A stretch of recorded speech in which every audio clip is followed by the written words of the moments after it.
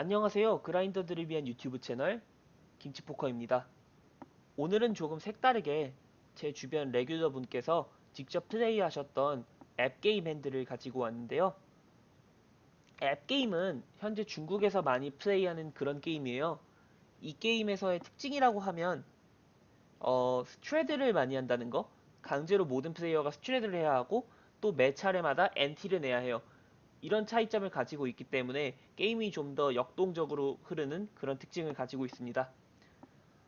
그럼 바로 핸드 상황부터 한번 살펴보시죠.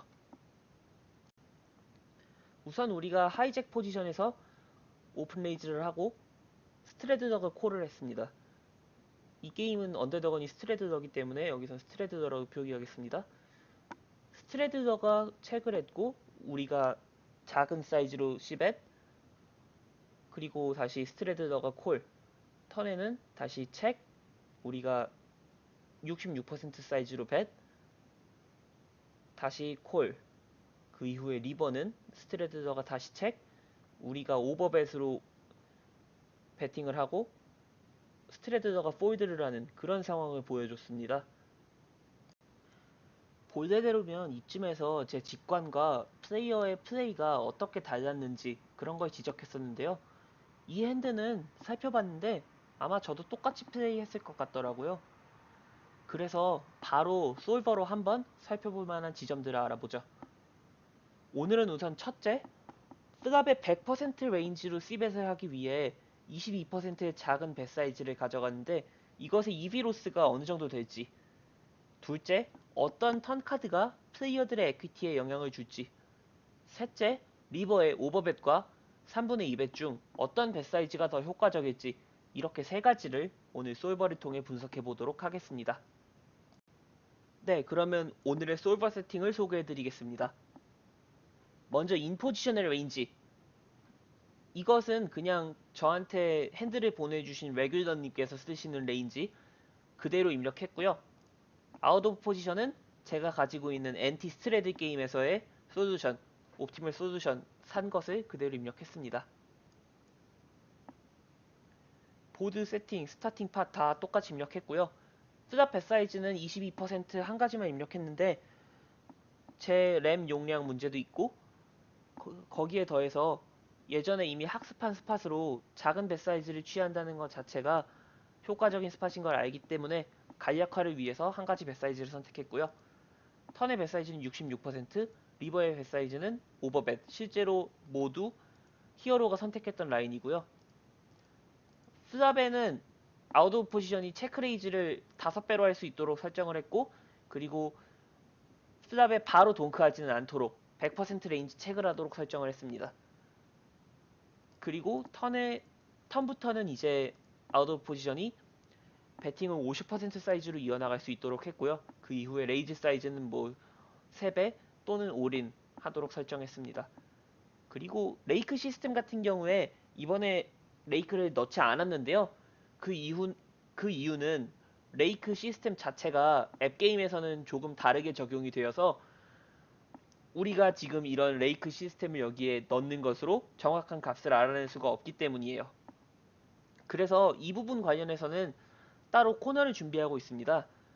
추후에 다른 영상에서 특별 컨텐츠로 레이크에 관해서 한번 다뤄보도록 할게요. 네, 솔버가 다 돌아갔습니다. 그럼 위에서 설명한 대로 순서대로 한번 알아보도록 하죠. 먼저 플랍의 배 사이즈가 적정한지 얼마나 EV 로스트가 있는지 확인해 보겠습니다.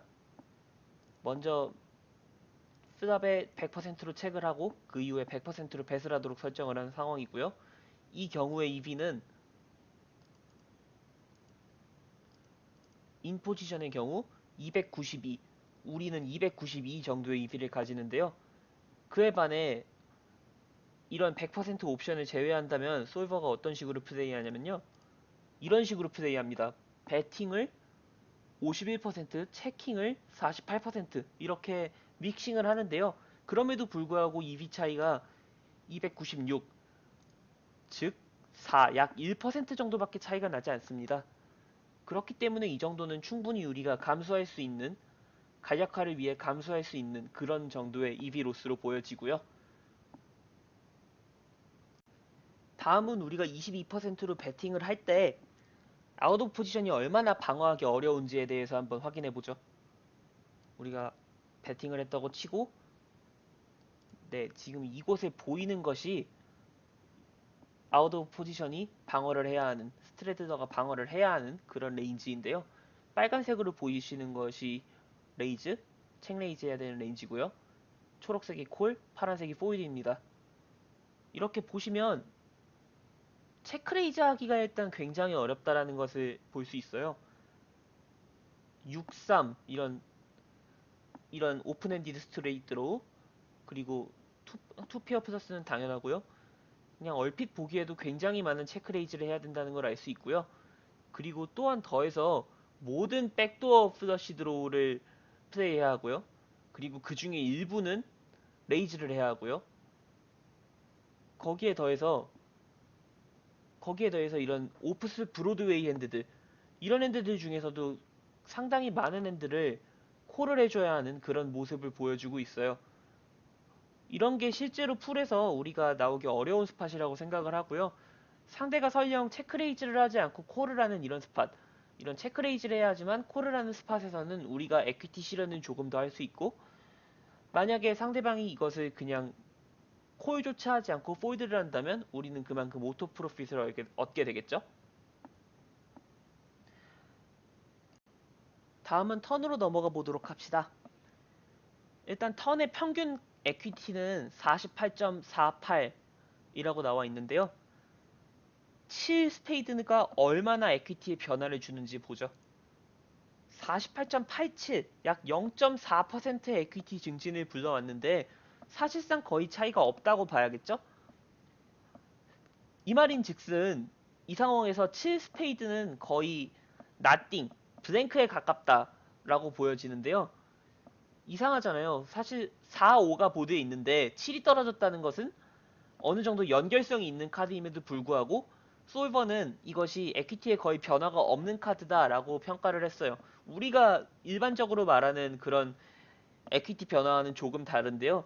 이것을 조금 더 살펴보기 위해서 각 턴 카드별로 어떤 카드가 더 좋은 카드인지 분석하는 표를 가져왔습니다. 일단은 인포지션의 에퀴티를 살펴보시면요. 초록색으로 보이는 것이 인포지션한테 좋은 카드, 이것이 빨간색으로 갈수록 안 좋은 카드가 됩니다. 7의 경우에는 48.8, 주황색 정도로 그냥 일반적인 에퀴티, 평균적인 에퀴티를 보유하고 있는 것을 알 수 있고요. 10이 가장 우리한테 좋은 카드가 될 것이고, 턴 카드 중에서 2, 3, 4, 5는 우리한테 굉장히 안 좋은 카드가 될 거예요. 반대로 말하면은 아웃 오브 포지션 입장에서는, 우리의 상대 입장에서는 상당히 좋은 카드는 2, 3, 4, 5라는 것이겠죠. 그에 반해 우리는 브로드웨이 카드가 좋다는 걸 알 수 있고요. 실제로는 연결성이 있어 보이는 7 같은 카드 또는 8 같은 카드, 이런 카드는 사실 우리의 에퀴티에 그렇게 영향을 주지 않는 블랭크 카드다. 이런 게 이 핸들을 분석해보면서 알게 된 조금 흥미로운 포인트인 것 같고요. 다음으로 확인해보고 싶은 것은 과연 턴에 책레이즈 하는 것이 얼마나 어려운가, 또는 얼마나 밸런스를 하기 쉬운가에 대해서 한번 알아보고 싶은데요. 그 과정을 진행해보죠. 체크하고 우리가 배팅을 하고 레이즈하는 레인지, 빨간색으로 표시된 것이 레이즈하는 레인지인데요. 여기를 보시면 사실 상당히 많은 애들도 책 레이즈를 한다는 것을 확인할 수 있어요. 에이스 7, 뭐 이런 밸류 핸드들, 77 에이스 7 같은 밸류 핸드들, 그리고 블러프로는 96 내지는 97 이런 핸드들도 계속해서 잭 6, 킹 6 이런 핸드들도 다 블러프를 돌리는 걸 알 수 있는데요. 우리가 여기서 생각해봐야 할 것이, 밸류 핸드로 레이즈를 하는 건 그럴 수 있다고 치는데 과연 이런 블러프 핸드들도 킹 3, 퀸 3 이런 걸로 우리가 레이즈를 할 수 있을지, 저는 사실 사람들이 그러기 굉장히 어렵다라고 생각을 해요. 그렇기 때문에 만약에 턴에 책 레이즈가 나온다면 그것은 그 자체로 밸류 헤비가 될 수 있지 않나 라고 우리가 어느 정도 추측을 할 수 있는 부분인 것 같고요. 그리고 이제 턴에 밸류 핸드로 책 레이즈를 많이 돌리기 시작하면 이후에 리버에 갔을 때 오히려 우리가 하는 오버벳, 그런 전략에 대응하기 어렵게 되는 그런 효과도 우리가 기대할 수 있을 것 같아요. 네, 다음으로 리버 상황을 한번 봅시다. 리버의 경우에는 일단은 14%의 동크 레인지가 있긴 하지만 거의 대부분의 레인지를 체크로 가져가고 있고요. 아웃 오브 포지션이 이렇게 체크를 한 뒤에는 인 포지션이 이런 레인지로 오버벳을 하는 모습을 보여줍니다. 우리가 일단은 옵션 자체를 오버벳만 넣어놨기 때문에 이렇게 결과가 나왔을 거고요. 우리가 여기서 이제 해볼 것은 150%로 이렇게 오버벳을 할 때와 66%로 오버벳을 할 때 상대방이 얼마나 대응하기 어려울지, 그리고 EV 차이가 옵티멀적으로는 얼마나 나는지 이런 걸 한번 비교해 보려고 해요. 일단 150%인 지금의 상황을 보시면요. 우리는 대부분의 투페어와 스트레이트를 모두 베팅을 하네요. 투페어, 트리플, 그리고 일부 랜덤 블러프를 이렇게 섞어주는 모습을 보여주고요. 그리고 이제 이렇게 우리가 배팅을 오버벳을 한다고 했을 때 상대방이 대응하는 모습을 봐야겠죠. 상대방은 이런 식으로 대응해야 해요. 대응하는 모습을 보면은 굉장히 좀 어려워 보이는 것이 이런 에이스 탑 페어를 맞춘 헤드들이에요. 에이스 잭 오프수딧부터 에이스 8 오프수딧, 에이스 6 오프수딧, 뭐 여기에서도 에이스 6 오프수딧, 에이스 8 이런 게 굉장히 에이스 8 이런 거 되게 어려워 보이거든요, 콜하기. 그런데 우리가 이렇게 오버벳을 크게 가져감에도 솔버는 계속해서 콜을 이만큼씩이나 가져가야 된다라고 말을 하고 있어요. 사실 이렇게 콜하는 게 인간이 하기는 꽤 어려워 보이기도 하고요. 자, 그러면은 우리가 이런 오버벳 전략을 썼을 때 이렇게 방어하기가 힘들어진다는 장점을 가지고 있는데, 그러면은 66%로 만약에 리버벳을 했다면 어떤 차이점이 있을지 다음 솔버 결과로 알아보도록 하겠습니다. 아, 그 전에 일단 얼마나 EV가 나왔는지 오버벳 때 EV를 한번 봐야겠죠? 오버벳을 할 수 있는 스팟의 EV는 728.97입니다. 이 수치를 기억하시면 될 것 같아요. 네, 이제 66% 기준으로 솔퍼가 다 돌아갔는데요. 이렇게 사이즈를 바꿨는데도 우리가 확인할 수 있는 것이 EV가 거의 동일합니다. 원래는 728.97이었는데요. 1조차 줄어들지 않는 오차 범위 이내의 차이가 있다는 것을 알 수 있고요. 이 말인즉슨 두 배 사이즈 모두 옵티멀하게 대응한다면 전혀 문제가 없다는 거겠죠? 그럼 이제 달라질 수 있는 지점은 두 가지가 있을 텐데요. 첫째, 우리가 배팅을 하는 레인지와 둘째, 상대방이 콜딩을 하는 레인지, 이것이 차이점이 생길 텐데 한번 알아봅시다. 과연 어떤 사이즈가 더 인간이 직관적으로 대응하기 어려울까요? 우선 배팅을 하는 레인지는 이런 식으로 구성이 되네요. 에이스 킹, 에이스 퀸, 이런 탑 페어가 추가가 된 모습이 가장 눈에 띄고요. 나머지는 뭐 그렇게 크게 달라진 것 같진 않습니다. 뭐 조금의 블러프를 더하긴 하네요.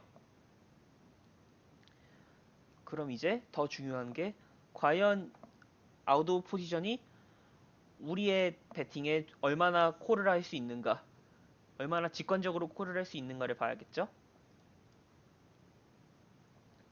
네, 이것이 아웃 오브 포지션의 66% 뱃사이즈 콜링 레인지인데요. 이것은 우리가 아까 찍어놨던 핸드와 비교를 하는 게 좋을 것 같아요. 자, 한번 봅시다. 네, 지금 에이스의 에이스 X의 차이가 조금 보이네요.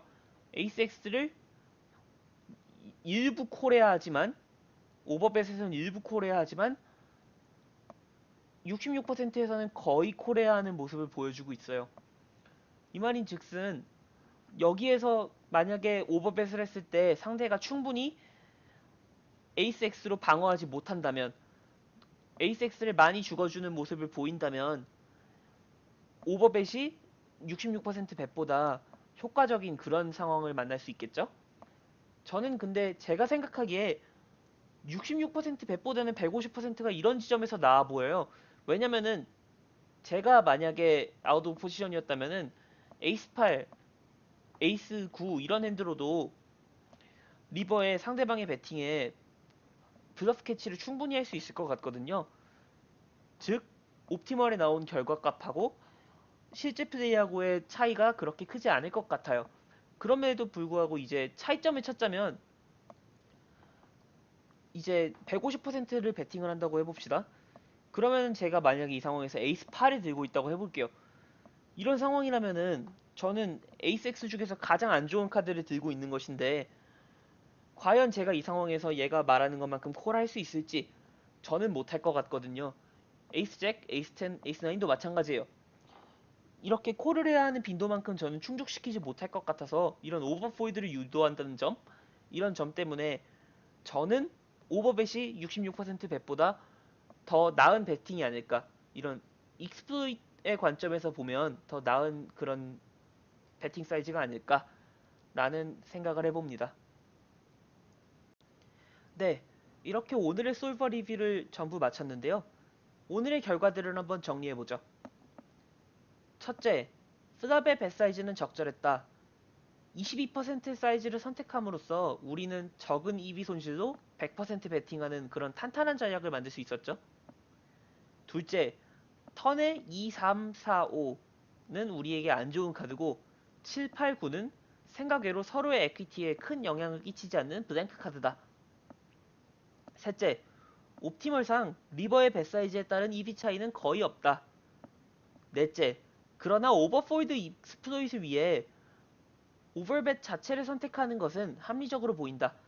네, 오늘 이렇게 정리하면 어떨까 싶습니다. 아, 그리고 이제 제가 제 유튜브 채널에 토론 채널이라는 게 있어요. 네, 이런 토론란이 있는데요. 이곳에 들어가셔서 핸드 히스토리를 올려주시면 그 중에 몇 가지를 선발해 영상으로 리뷰해드리는 그런 컨텐츠를 진행해볼까 생각 중입니다. 혹시 리뷰해보고 싶은 핸드가 있다면 토론 채널을 올려주세요. 그럼 제가 최선을 다해서 분석해보도록 하겠습니다. 여러분들의 응원이 채널 운영에 정말 큰 힘이 되고 있습니다. 유튜브에 남겨주시는 응원 댓글이나 피드백들이 정말 많은 도움이 되고 있어요. 앞으로도 좋은 컨텐츠로 찾아뵙도록 노력하겠습니다. 끝까지 시청해주셔서 감사합니다.